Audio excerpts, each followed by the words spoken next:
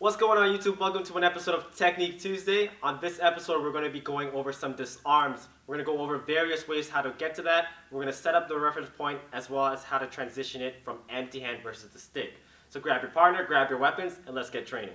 Alright, so just to clarify before we start the video, I'm going to be dictating the pace by using counter-offensive measures, which means I'm going to move first to create the reference point between myself and my partner. So this first disarm, we're going to be working off angle 1. We call this the full circle disarm. I'm going to step in, create the reference point. My safety hand is going to come from my right shoulder. I'm going to shoot straight in towards the eyes. Now whether I hit it or not, it doesn't matter. My intention is to start my circle where I'm going to lock the stick in between my armpit, coming up and slamming down. So in this current position, I want to have my stick ready to strike as soon as I disarm. Once I disarm, I'm going straight down. I'm not trying to retain the stick. If I do, I might lose my power and miss the disarm. So I don't care about a stick. I have one. I'm going to smack it down. That position is going to line them up directly for an angle 1. Okay, so from the other side, I set the reference point. Safety hand goes towards the eyes. I start my full circle going counterclockwise.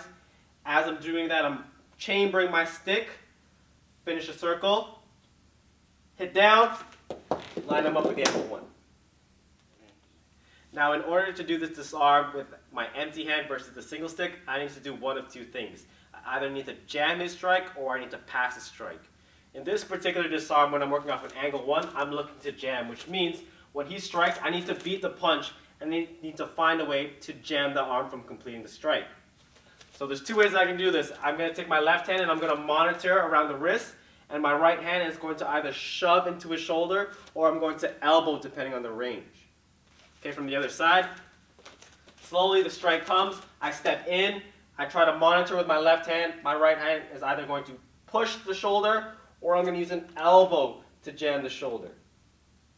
Okay, from this position, I'm going to use my right hand to create contact with his arm where my left hand is. I'm going to substitute and take my left hand and start my full circle.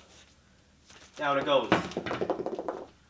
From the other side, I jam, I substitute, start my full circle.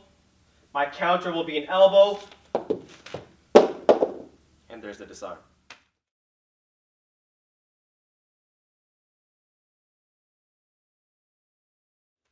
Okay, so second disarm, we're working off of angle number 2. I'm going to step with my left, I'm going to create the backhand strike. Okay, I'm going to take my safety hand, this time I'm going to go backhand to backhand. I'm going to start a half circle or a parry. As I bring it from the right to my left, I'm going to fill the void with a thrust. Now that could be many things depending what you like. Once I get to this position here, I'm going to do what's called a snake or a vine. My palm comes up, I bring it in, and I enclose it in the inside of my elbow. Okay, from the other side, I step angle 2, backhand. About halfway here, I fill the void, I snake or I vine it. At the point in which I snake or I vine the stick, I'm going to step back with my left leg and I'm going to take my hooking section and I'm going to place it on top here. So I'm going to step back, hook on top here. This is going to push. My left hand is going to pull. There's a disarm. From the other side, backhand, fill the void, start the snake in the vine, step back and hook, disarm.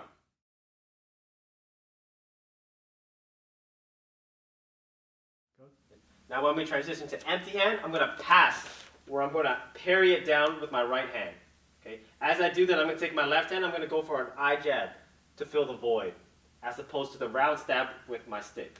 So again, I pass it, I eye jab, I continue it with my left hand. As I'm about to vine it, I step back, I put my hooking position on top. Okay? From this position here, I hammer and I disarm. From the other side, I parry, I eye jab, continue. As I vine, I step back, get my hammer position, and disarm.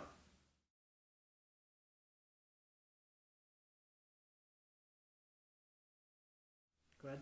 And for our final disarm, we call this the punching disarm. I'm going to set the angle 1 again, This time, we're going to treat this as an impact weapon, which means I can grab at any given time because it will not lacerate. So I'm going to grab the end of the stick.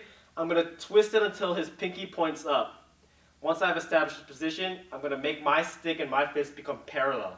I'm going to step and twist, and I'm going to hit the stick out of his hand by punching his back fist and twisting my body.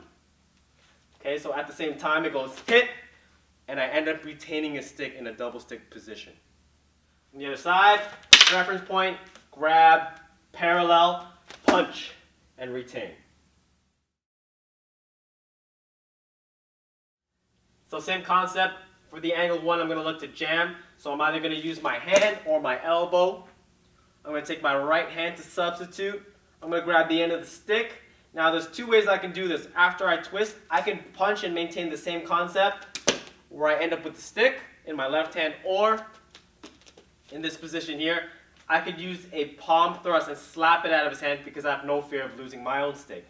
From the other side, I jam, I substitute, I grab the end of the stick, use either my fist or my knuckles, hit it out, and I can switch hands here because it's impact, or I can maintain my left and follow up with a strike.